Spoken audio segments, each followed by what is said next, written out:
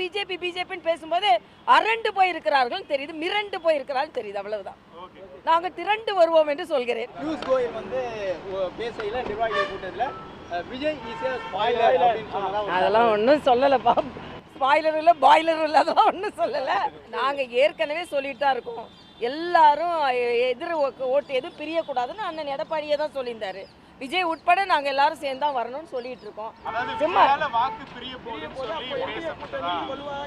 இல்லை, அதெல்லாம் ஒன்றுமே. நாங்கள் இப்போ ஜெனரலாக தான் பேசணும். யாரெல்லாம் என்டிஏ கூட வர்றாங்களோ எல்லாருமே ஜெயிப்பாங்க. அதான் நாங்கள் மறுபடியும் விஜய்கிட்ட சொல்கிற ஒரே ஒரு பாயிண்ட் தான். நீங்கள் தனியாக நிற்கிறத விட எல்லாரும் இணைஞ்சு நின்னோம்னா வெற்றி இன்னும் சுலபமாக இருக்கும். அது விஜய்க்கும் பொருந்துன்றதான் எனது கருத்து.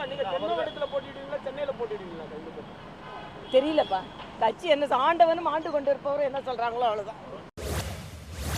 பனையூரில் தான் இருக்கிறாரு நண்பர் விஜய் அவர்கள். அவருக்கு பனையூரை தாண்டி வெளியே வந்தால் மிஞ்சி போனால் ஈரோடுக்கு போயிருக்கிறாரு. ஆனால் திருப்பரங்குன்றம் வந்து அவருக்கு தெரியாதுன்னு சொல்ல முடியவே முடியாது. கிறிஸ்மஸ் விழாவில் பங்கெடுத்துக்கிட்டு இருக்கிறாரு. அப்படிப்பட்டவர் கார்த்திகை தீபத்துக்கு ஒரு இது சொல்லியிருக்கலாம், ஒரு வாழ்த்து சொல்லியிருக்கலாம். ஏன்னா இன்னைக்கு அவரை பார்க்க சேர்ற கூட்டம் எல்லாமே முருக நம்பிக்கை இருக்கக்கூடிய கூட்டம் தான்.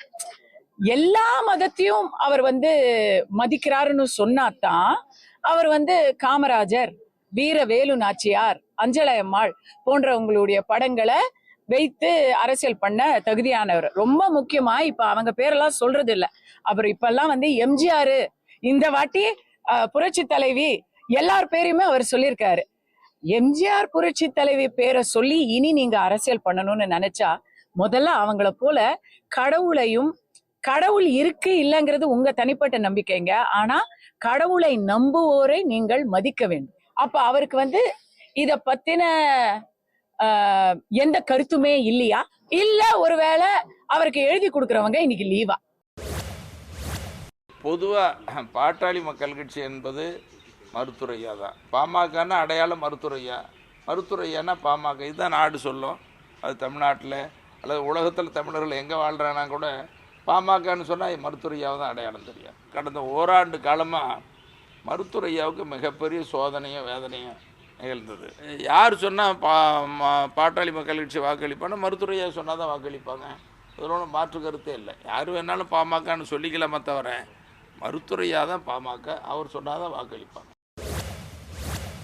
எதுவுமே ஒன்று தான் எல்லாரும். ஒரே மொழி, ஒரே ஜிப்பா, ஒரே சப்பாத்தி நடக்காதுங்க.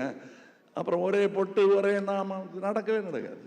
அது அவங்களுக்கு விட்டுறணும். அதை புரிந்து கொள்ள வேண்டும். பெரும் ஆசான்கள் எனக்கு இருந்திருக்கிறார்கள். எனக்கு யூகேஜியில் தமிழ் கற்றுக் கொடுத்தவர்கள் 3 பேர்.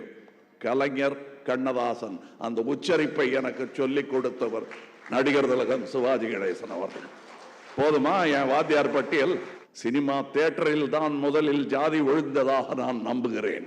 அது வீதிக்கும் வர வேண்டும் என்பதுதான் என் ஆசை. அது என் வாழ்நாளில் வர வேண்டும் என்பது என் கடமை. நீங்கள் 15 கோடி திமுகவிடம் வாங்கினீர்கள் என்று நான் சொன்னேன். நண்பரே, 15 கோடி எங்கள் பேரில் திமுக போட்டது உண்மைதான், நாங்கள் மறுக்கவில்லை. அது தேர்தல் செலவு அவ்வாறு ஆகிவிட்டது. அது தவறென்று நாங்கள் உணர்ந்து அடுத்து நாங்கள் பணம் கேட்கவில்லை. திமுகவும் கொடுத்ததை மறைக்கவில்லை, நாங்களும் வாங்கியதை மறைக்கவில்லை. ஆனால் இப்போது பல 1000 கோடி பிஜேபி வாங்கியிருக்கிறது.